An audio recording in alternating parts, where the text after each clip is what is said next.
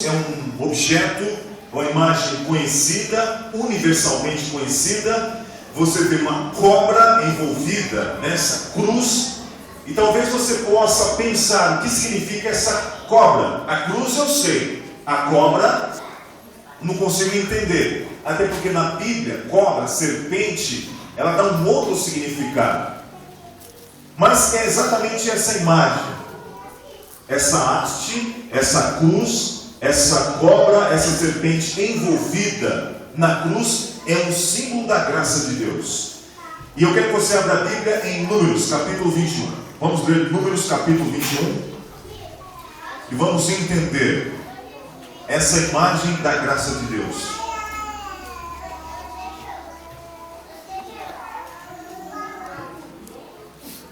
Números, capítulo 21. Nós vamos ver a partir do verso 4.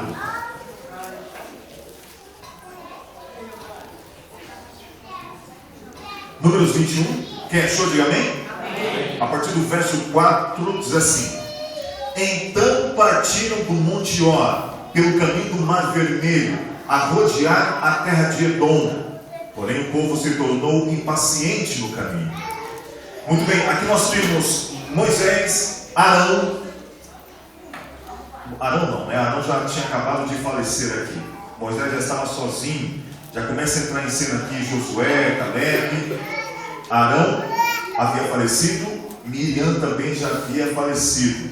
Nesse momento nós temos Moisés aqui, o grande líder Moisés, liderando o povo no deserto até a terra prometida, a terra de Canaã. E eles deveriam passar pela cidade, pelo país dos Edomitas, pelo país de Edom. Só que tem um detalhe aqui: o rei dos Edomitas não permitiu que Israel passasse por dentro da cidade. Moisés mandou um recado: olha, por favor, permita que eu e meu povo passe pela cidade. Nós não vamos destruir nada, nós não vamos pegar nada. Se por acaso nós precisarmos de alguma coisa, nós vamos pagar. Se precisarmos de comida, nós vamos pagar pela comida. Se precisarmos de água, nós vamos pagar pela água. Então somente deixa eu e meu povo passar, fazer esse itinerário aqui. Só que o rei dos Edomitas não permitiu. E assim foi necessário então que eles rodeassem pelo caminho de Edom. E veja, se o caminho era passar pelo meio da cidade, obviamente é o caminho mais rápido, mais fácil. E agora você tem que rodear pelo país de Edom. Bem, se o país está aqui, é porque a terra é boa, tem água, tem pastagem, tem um clima bom. Agora, se o país foi edificado aqui, é porque aqui é bom. Ter que rodear o país significa passar por caminhos mais difíceis, caminhos mais áridos. E é assim que Israel vai fazer. A Bíblia diz, vamos ver novamente o capítulo, verso 4. Então partiram do Monte Or pelo caminho do Mar Vermelho, a rodear a terra de Edom, porém o povo se tornou impaciente no caminho. O caminho era mais difícil, o caminho era mais, digamos, perigoso, e o povo se tornou impaciente. Verso 5. E o povo falou contra Deus e contra Moisés: Por que nos fizeste subir do Egito, para que morramos neste deserto, onde não há pão nem água? E a nossa alma tem fastio deste pão vil. O pão vil que estão se referindo aqui é o maná que milagrosamente caía do céu. Já há anos eles estavam com medo do maná, e milagrosamente, quando era necessário, eles tinham a água. Só que o caminho estava difícil, o povo ficou impaciente, né? Como você vê no verso 4, e eles pecaram, murmuraram contra Deus e contra Moisés. Eles então, mais uma vez, estavam preferindo a escravidão no Egito do que a caminho da liberdade, do que ir para Canaã. E eles disseram: por que nos fizeste subir do Egito, para que morramos nesse deserto, onde não há pão nem água? E aquilo que Deus estava dando para ele, que era o maná que milagrosamente caía do céu, diz que o maná tinha sabor de bolo de mel. Eles estão chamando aqui de pão vil, ou pão maldito, pão imprestável. estão murmurando contra Deus e contra Moisés. Queridos, aqui no verso 5 você vê o pecado do povo. Verso 6. Então o Senhor mandou entre o povo serpentes abrasadoras que mordiam o povo, e morreram muitos do povo de Israel. Então o Senhor mandou serpentes abrasadoras que mordiam o povo, e morreram muitos do povo de Israel. Você vê o pecado, murmurar contra Deus, e aqui você vê o castigo. Preste atenção agora. Uma leitura vai dizer que Deus está castigando as pessoas. Uma leitura rápida vai dizer que Deus é malvado, que Deus é mau. Cadê a graça de Deus aqui? Mas a graça de Deus está justamente nesse verso aqui. Também nesse verso aqui. Veja, eles pecaram contra Deus. O que nos separa de Deus? O que nos separa de Deus? Em pecado. Os nossos pecados. Separado de Deus, você não tem a proteção de Deus. Em pecado, você não tem a proteção de Deus. Aí, veja só, as serpentes que já existiam no deserto, os escorpiões, os animais venenosos que já existiam no deserto, atacou o povo. Veja, eles andaram 40 anos no deserto. Serpente, animais, cobras, os perigos não alcançavam o povo de Israel. Então nesse verso aqui você vê o quanto Deus protegeu esse povo, o quanto Deus guardou esse povo. Mas agora, por causa do pecado, Deus retira a proteção. E aí sim, as serpentes que já habitavam no deserto, as cobras, os animais perigosos, venenosos, atacam o povo. E é dito que muitos morreram. É dito o seguinte, que não tinha uma casa, ou melhor, uma tenda, uma barraca, já que eles estavam peregrinando no deserto. Não tinha uma tenda, uma barraca, que não tinha uma pessoa que fosse picada. E à noite, durante a noite, o que se ouvia era gritos de dor, de desespero, porque uns morriam e outros estavam, doentes, com dor, com febre. Daí o nome serpentes abrasadoras. Eram cobras venenosas, mordiam as pessoas. Dada a febre, dado o desespero da dor, chamaram aquela serpente de serpentes abrasadoras. Querido, Deus não castiga ninguém. Deus não castiga ninguém. Só que como Deus tirou a proteção, aí eles viram o quanto Deus havia protegido eles até esse momento. Muito bem, nós vemos o pecado, a murmuração, nós vemos o castigo. Verso 7, vamos lá. Veio o povo a Moisés e disse: havemos pecado, porque temos falado contra o Senhor e contra ti. Ora ao Senhor que tire de nós as serpentes. E aqui você vê a confissão. Pecado, o castigo e agora a confissão. Eles estão confessando que murmuraram, que pecaram contra Deus. E pediram então que Moisés intercedesse por eles. Verso 8 diz assim: disse o Senhor a Moisés: faz uma serpente abrasadora, põe-na sobre uma haste, e será que todo mordido que a mirar, viverá. Aqui o desenhista colocou uma cruz, mas era como se fosse um mastro de uma bandeira, né? Um mastro, né? Uma haste, e lá em cima, envolvida na haste, a serpente. Deus mandou exatamente Moisés fazer uma serpente, envolvendo uma haste, e todo aquele que mirar, que a olhar, viverá. Então nós temos o pecado, o castigo, a confissão, e agora nós temos o livramento. Verso 9: fez Moisés uma serpente de bronze e a pôs sobre uma haste. Sendo alguém mordido por alguma serpente, se olhava para a de bronze, sarava. E aqui nós vemos a fé. A fé. A fé. A pessoa tendo fé, não no objeto, mas na palavra de Deus, a pessoa, ela era curada. Aqui, queridos, eu quero falar sobre a graça de Deus. Vou aproveitar alguns minutos aqui, rapidinho, e falar sobre a graça de Deus. Antes de nós dissecarmos mais o tema, veja só o que é dito sobre a graça de Deus. Olha só: as doutrinas da graça humilham o homem sem degradá-lo e exaltam-no sem torná-lo orgulhoso. Eleva o homem sem torná-lo orgulhoso e faz o homem cair sem humilhá-lo. Vamos lá, peraí. Olha, isso aqui é bem interessante. A graça transforma leões em cordeiros, lobos em ovelhas, monstros em homens e homens em... É isso que a graça de Deus pode fazer por uma pessoa. E essa aqui também é bem interessante. A graça de Deus pode salvar almas sem a pregação, Mas toda pregação não pode salvar almas sem a graça de Deus. Ou seja, aplicando aqui para o nosso momento, a graça de Deus pode salvar almas sem a pregação. Mas toda a pregação do mundo não pode salvar almas sem a graça de Deus.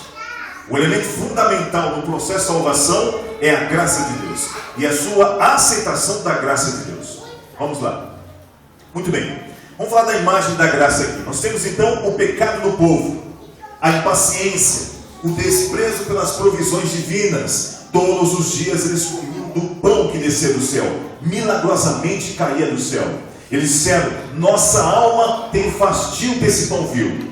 Nossa alma tem fastio desse pão vil. O pecado aqui, primeiramente, é murmurar, é impaciência. E se eles andaram 40 anos no deserto, não foi culpa de Deus. Porque exatamente após saírem do Egito, questão de dias, eles entrariam na terra prometida, que era Canaã, que diz que era uma terra que manava leite e mel. Para as crianças entenderem, ou para nós entendermos, uma terra que mana sucrilhos e iogurte. Sucrilhos e iogurte, terra de delícias. Mas o povo estava impaciente. Você já passou por esse processo de impaciência?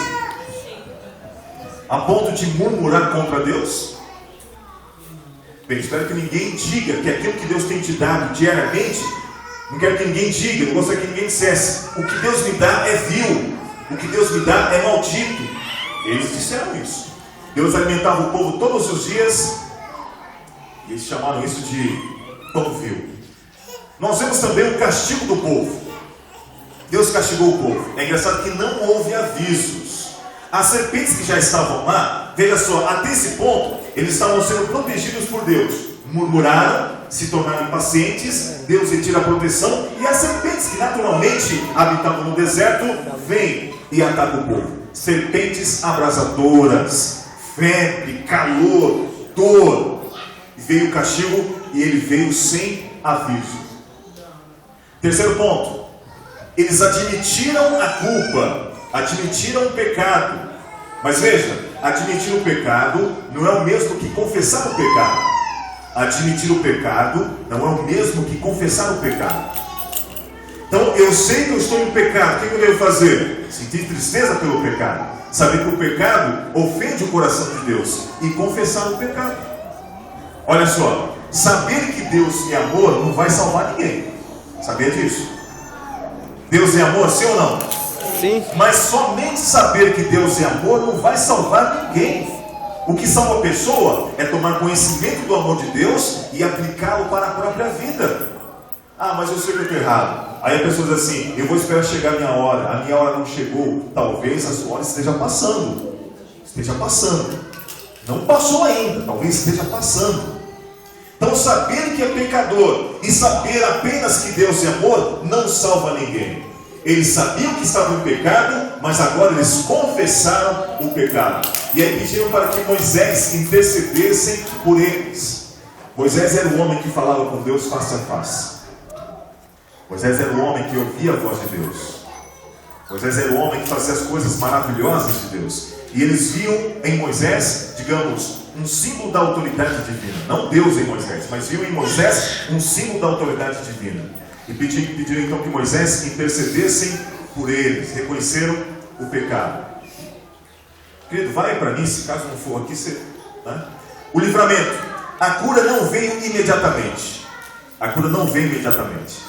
Deus poderia milagrosamente, de uma hora para outra, de um minuto para o outro, colocar a mão e cada um deles serem curados.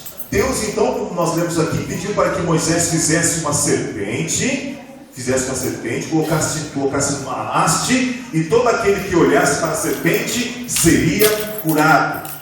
Aqui você precisa do exercício do quê? O exercício do quê? O exercício do quê? Da fé. Queridos, fé é um exercício. Fé é um exercício. Se você quer ficar musculoso, o que você precisa fazer? Musculação. Musculação. Fazer exercício. Não ficar musculoso, mas cuidar do corpo, né? Cuidar dos músculos, dos nervos. Você precisa estar na onde? Numa academia, fazer exercício, ou trabalhar de pedreiro, né, Marcelo? Trabalhar de pedreiro, né? carregar concreto, né? Fortalece parte dos músculos. Então veja, fazer exercícios. E a fé é um exercício. Não pense que a fé é apenas, eu tenho fé. Pronto, tenho fé. Bem, a fé é como que um apertar de um botão, né? Eu vou desenvolver a minha fé. Mas a fé ela tem um início, ela tem um meio e ela tem, digamos, um fim, que é a nossa salvação. Então Deus queria exercitar naquele povo a fé. E nós precisamos exercitar a nossa fé. A fé é para ser exercitada. Não é para dizer apenas que eu tenho fé. É para ser exercitada. A cura deles não veio imediatamente. Moisés teve que confeccionar uma serpente de bronze. E todo aquele que olhasse para a serpente era curado. É dito o seguinte: as pessoas estavam na cama, doentes, quase morrendo. Os amigos vinham, pegaram a pessoa, tinham que pegar a pessoa, levar a pessoa até diante da serpente. Era uma coisa alta, né? E a pessoa tinha que olhar e confessar: eu errei, e acredito não nesse objeto, mas acredito que Deus, pela sua providência, pela sua palavra, vai me curar. Vamos lá, querido? Muito bem. Aqui é uma imagem da graça de Deus. Deus poderia destruir aqueles pecadores, e por várias vezes, pelo menos 2 vezes, Deus quis destruir todo aquele povo, e a partir de Moisés fazer uma nova família, novos habitantes, novas pessoas. Mas Moisés sempre intercedendo pelo povo. Moisés sempre intercedendo pelo povo. Muito bem, essa é uma imagem da graça de Deus. E aqui eles foram não só curados, mas alcançaram também a salvação. Porque ali não era só uma cura física que Deus estava providenciando para eles. Era uma maneira das pessoas estarem ligadas a Deus, das pessoas estarem conectadas com Deus. Muito bem, essa aqui é a imagem da graça. Aquela imagem, essa aqui, lá no Velho Testamento, é exatamente essa. É exatamente essa. Muda, é claro, a pessoa, a eloquência, mas a providência que Deus tomou aqui é a providência que Deus toma aqui. Bem, aí você não vê uma serpente, você vê um homem, você vê uma pessoa, mas olha o que o próprio Senhor Jesus Cristo disse. Olha só, João capítulo 3, verso 14. Nós tínhamos uma imagem da graça, agora nós temos a graça em pessoa. Olha só. E do modo porque Moisés levantou a serpente no deserto, assim importa que o Filho do Homem seja levantado, para que todo que nele crê tenha o quê? A vida eterna. Aquela imagem, por mais terrível, dolorosa que fosse, é uma imagem da salvação, daquilo que Jesus fez por cada um de nós. E quem diz aqui é Ele. E do modo porque Moisés levantou, e ele diz, assim importa que o Filho do Homem seja levantado. A expressão levantado, quando Jesus disse isso, ele estava exatamente se referindo à crucificação. Porque dizer levantado, ele foi levantado, se referia à crucificação. Aqueles foram levantados, aqueles foram crucificados. E ele disse, eu vou ser levantado, eu vou ser crucificado. E assim como aquelas pessoas olharam para a serpente e tiveram vida, cura. Quem olhar para mim vai ter cura física, cura espiritual e vida eterna. Muito bem. Todas as pessoas elas foram contaminadas pelo veneno do pecado. E um dia, inevitavelmente, morrerão. Todos nós somos picados pelo veneno do pecado.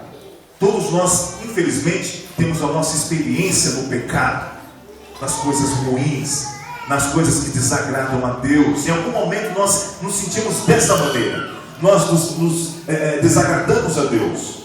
Nós nos separamos de Deus. O veneno do pecado, infelizmente, contagiou todas as pessoas. Mas se olharmos para Cristo pela fé, Ele vai salvar cada um de nós. Ele nos dará a vida eterna. Queridos, eu espero que a nossa perspectiva seja a vida eterna. Amém? Amém. O nosso objetivo seja a vida eterna. Amém? Amém. Porque nada se compara à vida eterna. Nada se compara à vida por vir. Mas tem coisas boas aqui. E eu creio que todos aqui admitem que o mais importante é a vida eterna. Mas muitos entre nós tem perdido, sabe, o brilho da vida eterna pelas coisas daqui. Não conscientemente. Porque se você for conversar com uma pessoa, vai dizer, eu creio, eu quero a vida eterna. Mas um ou outro, sabe, pelos tropeços da vida, pelas circunstâncias da vida, tem ficado, sabe, desanimado até. Tem ficado tristes, talvez já não tenha aquele fervor na igreja, nas coisas de Deus, e a sua vida mostra que o brilho da vida eterna já não é tão importante, por mais que você diga, por mais que eu diga. Lembra que eu falei? Fé é um exercício. Fé é um exercício. Depois de 10 anos na igreja, eu entendi também que indo fazer teologia seria uma maneira de eu estar ligado com Deus, conectado com Deus. Não só para exercer um ofício dentro da igreja, mas pela minha salvação. E isso foi bom para mim. Porque eu começava a observar pessoas com 10, 15 anos na igreja, esmorecendo na igreja, abandonando a igreja, saindo da igreja, voltando para as práticas imundas. Fumar, beber, fornicação, adultério. Ué, e o brilho da vida eterna? Então veja, basta apenas olhar, mas aqui também envolve um exercício, o exercício da fé, o exercício de praticar, de viver as coisas de Deus. Muito bem, mas por que a serpente? Por que uma cobra? Exatamente aquilo que estava matando as pessoas. A serpente é uma ilustração da vida e morte de Cristo. Olha só, na cruz Jesus tornou-se pecado por nós, exatamente aquilo que condena as pessoas. O que matava as pessoas? O que estava matando as pessoas? A serpente. Exatamente aquilo que matava as pessoas, Deus providenciou como um meio para dar vida às pessoas. E é exatamente na morte de Cristo que nós temos o quê? Nós temos o quê? A nossa vida.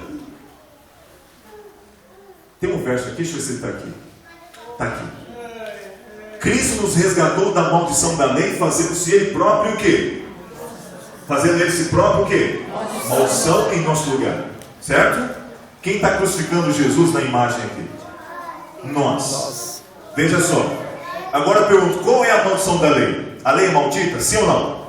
Porque quem escreve aqui é o apóstolo Paulo. Em outra parte ele fala, a lei é santa, justa e boa. Então ele não pode se contradizer. Bem, num ponto, em Romanos, ele fala que a lei é santa, justa e boa. E agora em Gálatas ele fala que a lei é maldita, maldição da lei. Qual é a maldição da lei? Eu poderia dizer assim, ó, todo aquele que transgride a lei de Deus comete pecado. E o salário do pecado é o quê? A morte. O salário do pecado é o quê? A morte. Então a maldição da lei é o quê? A morte. Mas quem assumiu a morte em nosso lugar? Jesus. Então a morte dele traz vida para cada um de nós. Alguém vai dizer assim, os adventistas são malditos, né? Porque eles guardam a lei, mas não entendem a palavra de Deus. A maldição da lei é a morte. É a desobediência, por consequência a morte. Todos nós obedecemos as coisas de Deus, a lei de Deus. Nós não somos malditos, porque no caso aqui, a maldição da lei é a morte. Cristo se tornou maldito, porque lá no Velho Testamento era dito assim, maldito todo aquele que for pendurado no madeiro. Ser esticado lá, pendurado no madeiro. E Jesus vai ser pendurado no madeiro, vai se tornar maldito, porque ele vai pegar a maldição da lei, e a maldição da lei é a morte, e isso em nosso lugar. Então, aquilo que nos matava, ou a morte de Cristo, é o que nos traz a vida. Exatamente aqui, de cima da serpente, o que estava matando as pessoas, depois se tornou exatamente aquilo que veio a trazer vida para cada um deles. Bem, o pecado e a morte entraram no mundo por um olhar. Foi olhando, cobiçando, contemplando. Queridos, ninguém peca do dia para a noite. Ninguém peca de uma hora para outra. Tudo aquilo vai sendo guardado, vai sendo armazenado, vai sendo, sabe, às vezes até raciocinado ali. É como um computador, né? Você guarda, ela fica lá. Aí você deleta, mas fica lá ainda. Mesmo que você deletar um arquivo, você tem um processo que você pode recuperar aquele arquivo. Você deletou o arquivo do seu pendrive sem querer. Tem um programinha que recupera aquele arquivo. Recupera aquele arquivo. A menos que você grave outras coisas em cima dele. Mas você deletou agora, imediatamente agora. Se você usar o programinha, ele vai buscar. Ué, mas eu deletei? Está lá. Então o pecado, ele tem a capacidade de gravar muitas coisas terríveis na sua mente. Então não contemple aquilo que não é de Deus. Não perca tempo com as coisas que não são de Deus. Porque veja, a árvore que Deus disse do conhecimento do bem e do mal era uma árvore igual às demais. Igual tudo. Não era uma coisa assim que tinha, ali tem uma luz negra, uma árvore seca, sabe? E o urubu chega em cima dela, não cheguem perto dela. Não é isso. Deus criou tudo perfeito, inclusive essa árvore. O intrometido aqui, no caso aqui, é essa serpente usada por Satanás. Só que Eva olhou, Eva cobiçou, Eva desejou e Eva raciocinou. Só que aqui ela acabou raciocinando com a ajuda do adversário. E não pense em ficar 2 horas diante de um filme ou coisa parecida, você vai raciocinar nas coisas santas. Você não vai conseguir raciocinar com coisas santas, porque quem está ali não é as coisas de Deus. Bem, eu não estou dizendo aqui que todo filme é do diabo. Eu quero que você pense. Porque é muito fácil dizer assim, é do diabo. Hollywood é do diabo, a Globo é do diabo. Mas pense. Pense. Raciocine se você consegue meditar em coisas puras e santas diante de imagens que não tem nada a ver com a santa lei de Deus, com as coisas santas de Deus. Ela olhou. E o pecado entrou no mundo por um olhar.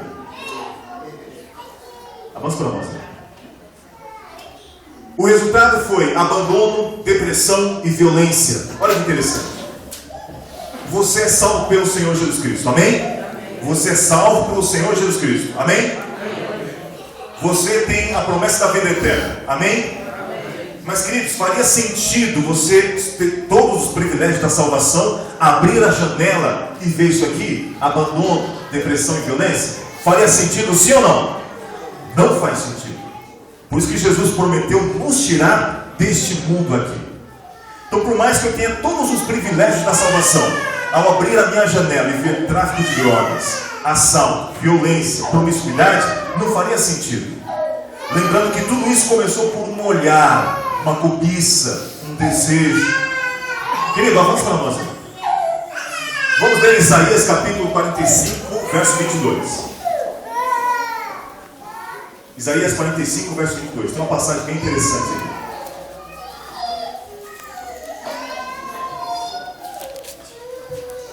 Isaías 45, verso 22. Quem achou, diga amém. Isaías 45, verso 22.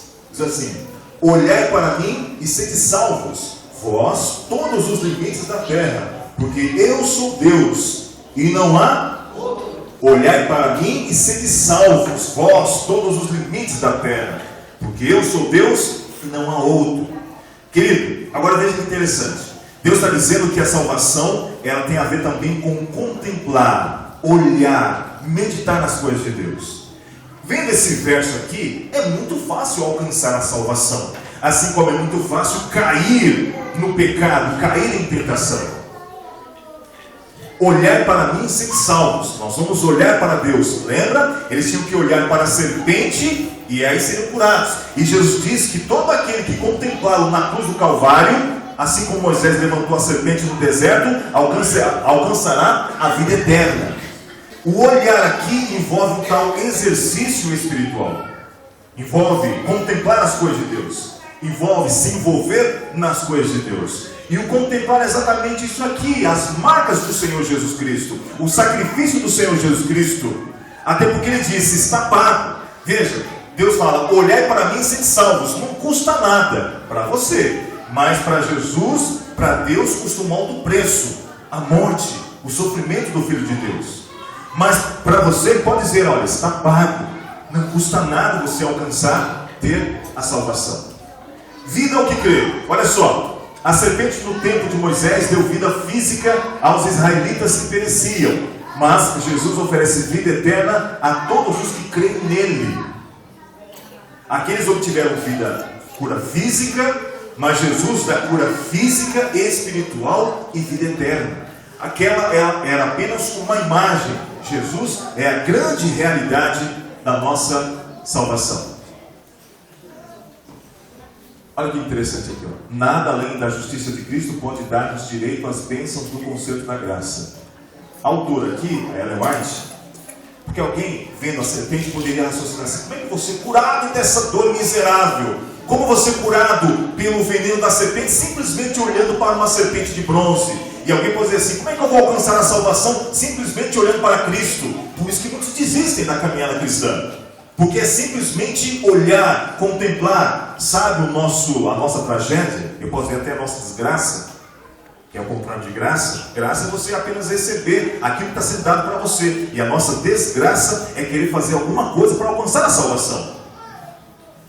Alguns vão para a filosofia, outros vão até para as religiões orientais, outros vão através das obras tentar alcançar alguma coisa, e é aí que muitos falham. Porque quando você olha para dentro de você, o que você vê? Tem coisas boas, grandes virtudes, mas enganoso é o coração do homem, mais do que todas as coisas, e desesperadamente corrupto.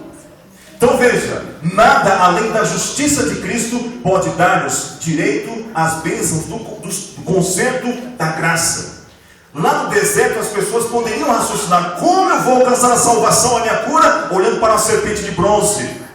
E alguns até pensam: como eu vou ter uma vida melhor? Como Deus pode atuar na minha vida? Eu estou cansado, eu faço isso, eu faço aquilo, e nada acontece na minha vida. Eu já ouvi muitas pessoas dizerem isso, às vezes em atitude de desespero. Tenho seguido tanto a Deus, eu tenho ouvido mudança na minha vida. Talvez o foco esteja errado. As pessoas pedem hoje e querem quando? Pedem hoje e querem quando? Agora. Deus não é as Casas Bahia, que vai entregar em até 24 horas. Deus não é as Casas Bahia. Nós estamos aplicando leis de mercado às coisas de Deus. Eu estou pagando, eu estou devolvendo o dízimo, eu estou dando a oferta. Isso está errado. Deus não precisa do nosso dízimo. Deus não precisa da nossa oferta. Deus nem precisa da nossa ajuda. Isso está errado. Aplicando leis de mercado às questões da salvação. Eu não compro a Deus. Sabe, a minha bondade não vai mudar o coração de Deus. Eu vou ser bonzinho, eu vou andar na presença de Deus ali, vou ser bonzinho e vou mudar o coração de Deus. Não é assim. A graça já diz que Deus já está disposto a te salvar. A graça de Deus já diz assim: olha, Deus é tão bom que vai te salvar. Não importa se você é bom ou não. Agora, o que eu devo fazer? Lembra do exercício espiritual? Lembra dele? Exercícios espirituais. É o que eu preciso fazer. Exercícios espirituais. Muito bem, olhos fixos. Olhos fixos. Olhos fixos. Eles olharam para a serpente de bronze. E Jesus pede que nós o contemplemos. Eu poderia abrir um parênteses aqui. Eu até pensei em colocar alguma coisa, mas já é um outro assunto. Nós, cristãos, nós olhamos o Cristo pregado na cruz, correto? Certo? Porque Ele é o motivo da nossa salvação. Mas na realidade, o nosso olhar não deve estar somente na cruz. Deve estar no que Jesus está fazendo por mim agora, no santuário celestial. A obra da salvação hoje se concentra no santuário celestial. Muito bem, olhos fixos. Um rapaz constantemente estava sendo, repreendido pelo pai dele, repreendido pela mãe dele, pelos pais, na escola, porque ele não ia bem na escola. Aí as notícias chegavam para os pais dele, e os pais dele então davam puxão de orelha dele. Então o ambiente para ele não estava legal nem na escola e nem em casa, porque os pais sempre ali, bravos com ele, porque ele não estava muito bem na escola por algumas razões. Ele estava um pouco cansado de ser chamado a atenção, tanto em casa como na escola. Então ele se aproximou de um professor que ele gostava bastante, e falou: professor, o que eu faço? Eu não quero mais ser chamado a atenção em casa, na escola, eu quero avançar, eu quero progredir. Está me incomodando já essa situação. Então o professor foi, encheu um copo d'água e disse para ele: olha, pega esse copo d'água e caminhe. Sai, enche, o copo estava cheio, pega esse copo d'água e caminhe.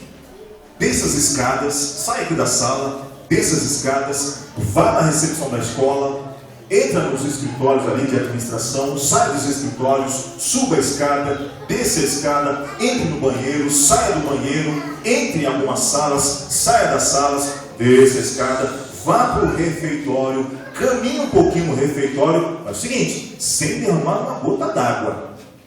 Entre no refeitório, vá, suba ali as escadas da biblioteca, ande um pouquinho ali na biblioteca, ali nas prateleiras, saia da biblioteca, vá para o ginásio de esportes, entre nas quadras ali de basquete, de vôlei, de futebol, ande ao redor da piscina, mas sem derramar uma gota d'água.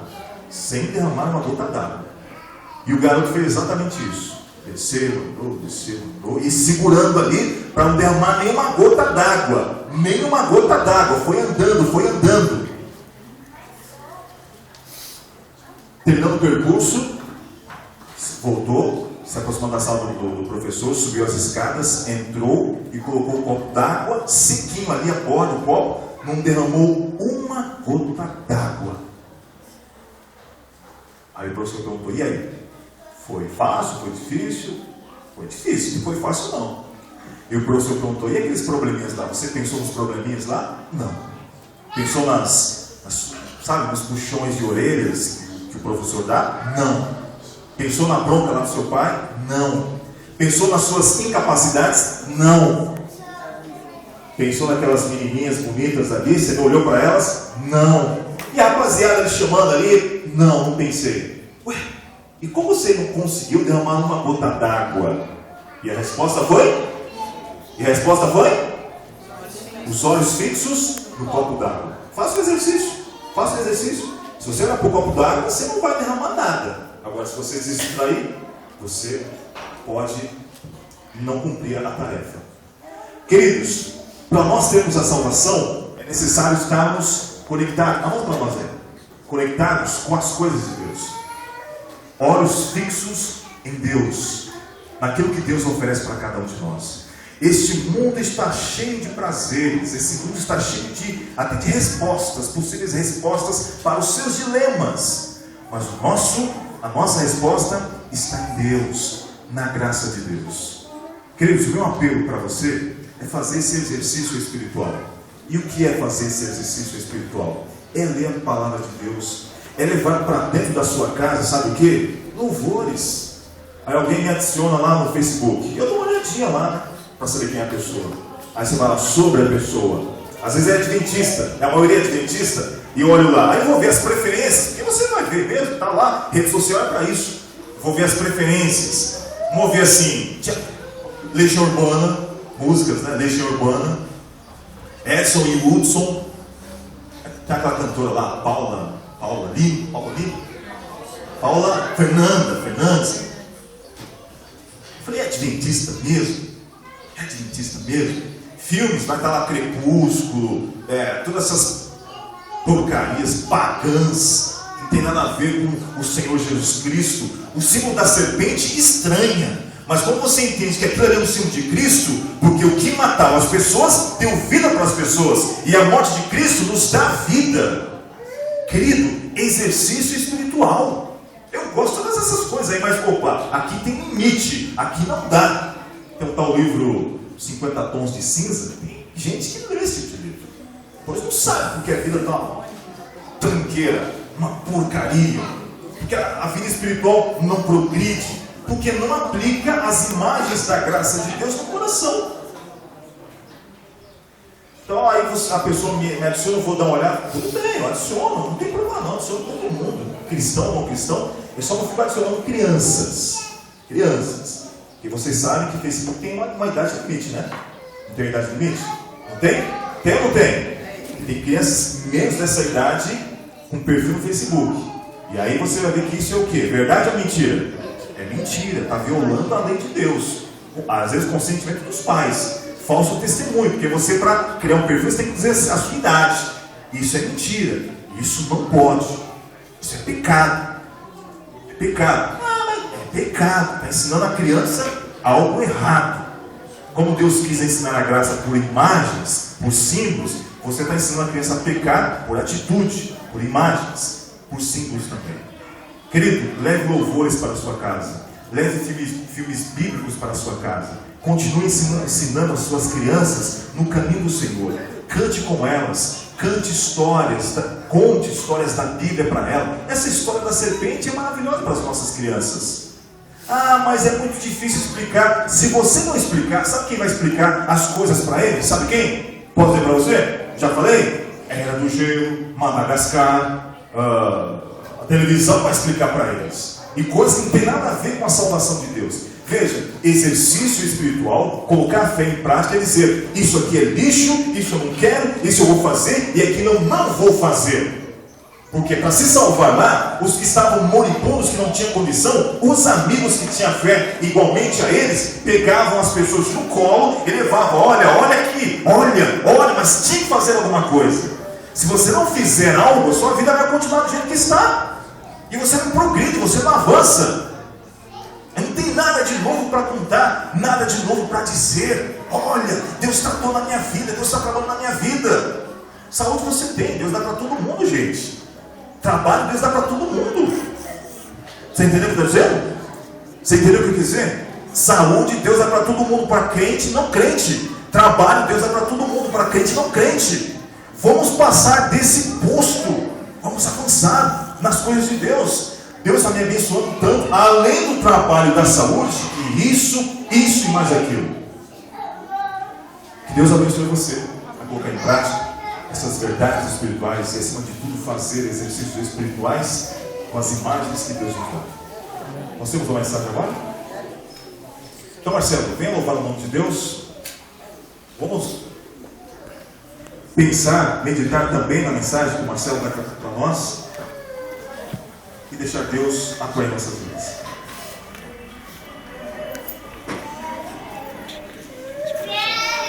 Fica lá filmando. Vai filmar o Marcelo cantando? Vai lá.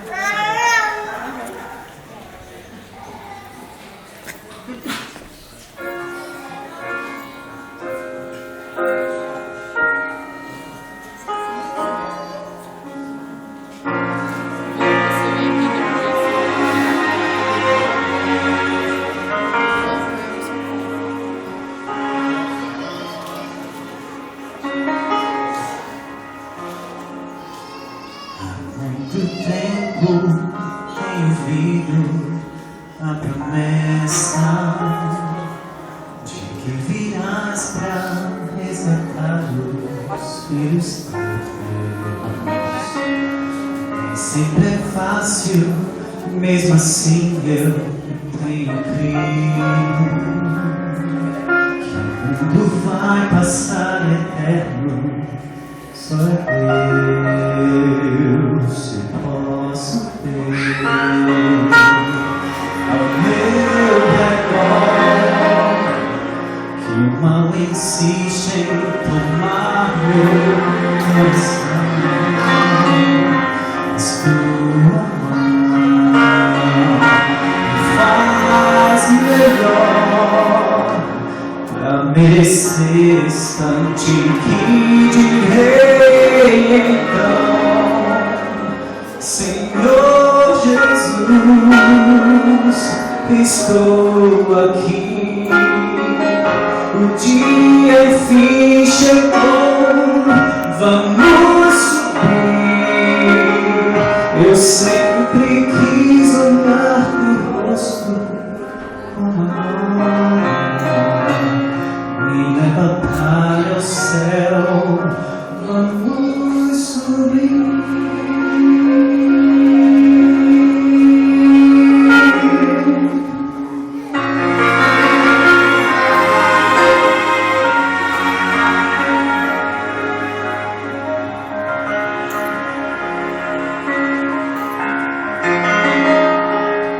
Mesmo que todos os amigos se afastem, que eu seja perseguido, a presença em minha vida é o que importa, com a certeza que já não vou crescer.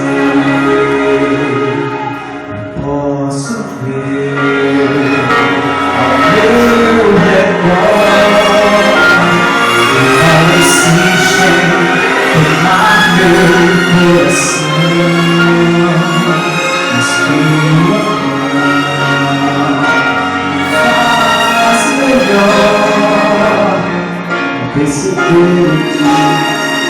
de então, Senhor Jesus, estou aqui. O dia fim chegou, vamos subir. Eu sempre quis olhar teu rosto. Me leva para o céu, vamos subir. Já posso ver o mar que me espera. Já posso contemplar o seu olhar.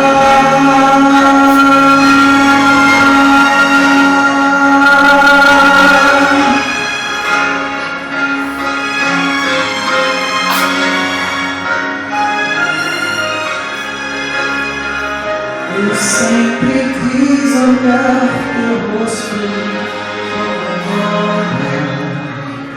Me leva para o céu, vamos subir. Senhor Jesus, estou aqui. O dia fim chegou, vamos subir. Eu sempre quis olhar teu rosto como agora. Me leva para o céu, vamos subir.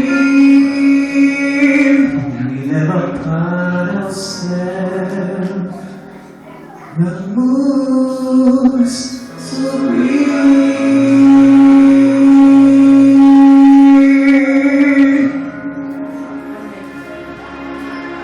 Amém. Amém, igreja? Vamos ficar em pé? Vamos orar ao Senhor.